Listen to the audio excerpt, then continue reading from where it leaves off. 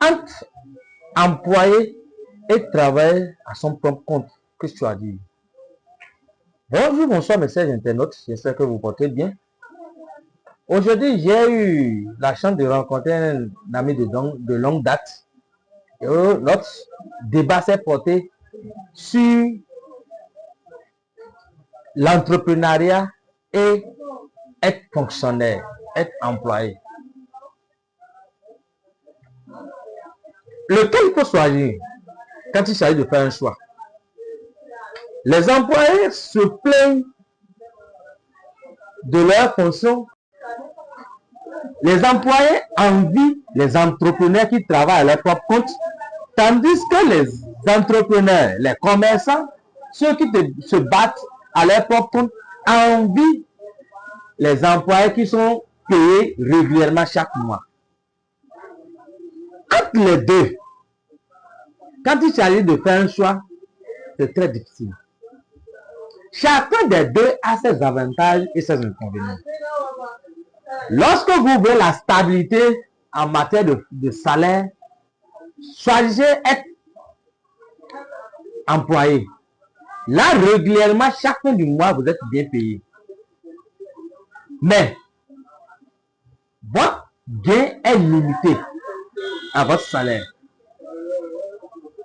De telle sorte que le mois où vos dépenses augmentent, vous serez en déficit. Contrairement aux entrepreneurs qui gagnent d'une manière indéfinie, ils peuvent gagner exagérément ou ne rien gagner.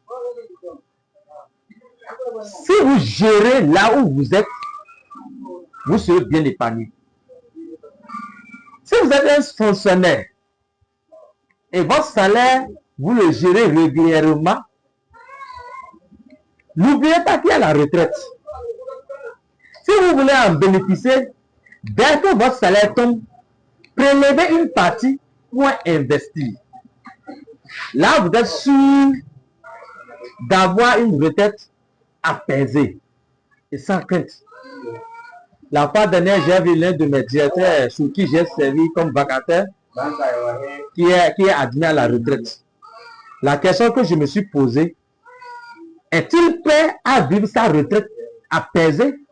Parce que souvent nous pensons que quand quelqu'un est salarié, qu'il est retraité, c'est pour vivre en paix. Mais ce qu'on oublie, c'est que après la retraite, votre salaire est cassé. Les enfants ont grandi, certains sont déjà étudiants, et au moment où ils ont besoin plus de financement, c'est en ce moment que votre salaire est divisé en 4.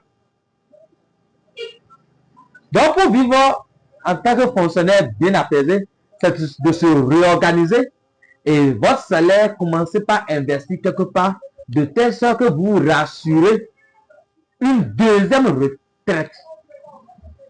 Maintenant, quand on prend le cas de l'entrepreneur, en moins de 5 ans, l'entrepreneur peut gagner ce qu'un fonctionnaire peut gagner en 20 ans.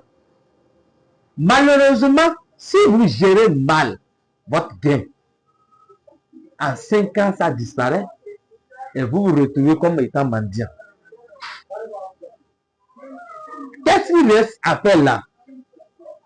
Lorsque vous gagnez, commencez par diversifier vos sources de revenus. Ce que on nous apprend, on appelle donc l'entrepreneur gagne en un laps de temps. Malheureusement, par manque de gestion, il ne cherche pas à diversifier, il ne cherche pas à sauvegarder sa richesse. C'est très facile de devenir riche quand on est un entrepreneur. Mais le problème, c'est la gestion de sa richesse. Parce que on se croit souvent connaissant, moi qui ai pu gagner, quand on veut t'apprendre à gérer ton immense, c'est quoi? C'est toi qui m'avais appris à gagner? C'est toi qui m'avais appris à gagner? Mon frère, c'est deux choses différentes. La chance peut tomber sur toi pour devenir millionnaire en même temps. Mais si tu ne sais pas sauvegarder, ça va t'échapper. Alors, des deux. Dans le document des 106 jours d'auto-équilation du coach Apo Ibrahim, ça a parlé de ça. Si vous cherchez de stabilité, alors soyez employé. Mais si vous cherchez à devenir riche, travaillez à votre propre compte. Mais, des deux, on peut bien vivre une vie apaisée si on arrive à bien les gérer.